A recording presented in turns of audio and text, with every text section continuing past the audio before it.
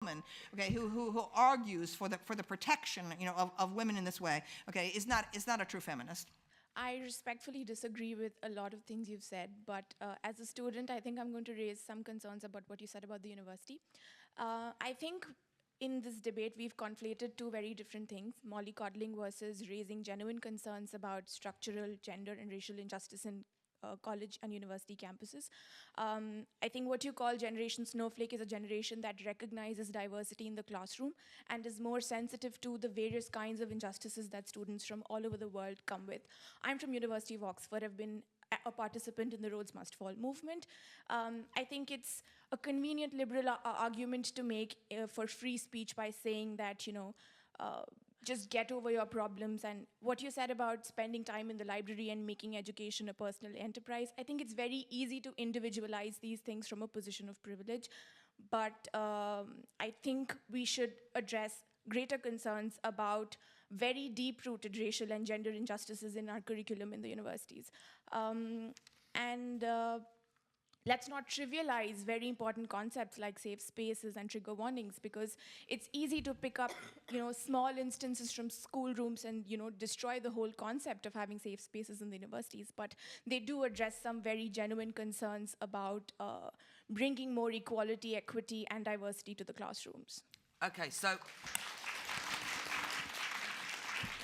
that was an important contribution because it actually reflects far more the popular position than anything or many of the things that Camille, or in a much lesser way, I have said. That is the kind of resonance.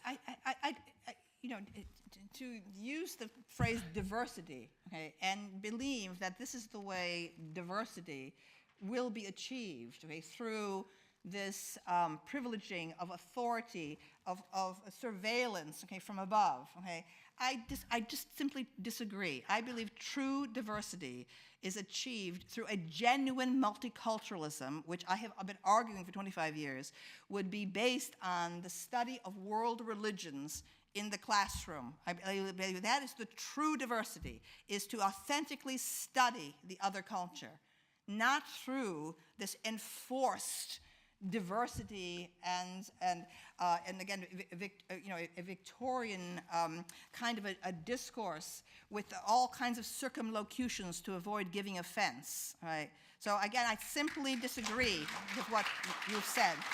I'm sorry. And the truth is that there is a split in this room, undoubtedly at this festival and in society. And what I hope over the next 2 days that we can do is to argue and not hide away in safe spaces, which one can be glib about, but which I've actually read all of the literature on, which is why I'm so opposed to them, rather than I'm being glib. I know what the arguments are. I disagree with them, and people have got to argue for them rather than suggest that the person on the other side is being glib. So let's try and have that argument out and listen to each other and argue about it. Wait, yes, you can.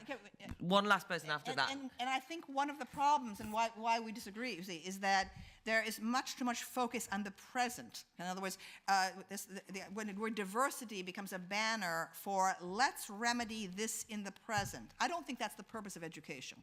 Okay, I think education is about opening the great past, okay, and of global cultures generally. Okay, more knowledge, more hard knowledge. Okay? So this migration, okay, this transformation of the classroom situation and of the university setting into a praxis to cure present problems, that is wrong. The university should be about abstract and detached study of the past, okay, and of the global present. It should not be about remedying problems. That is a social welfare agency issue.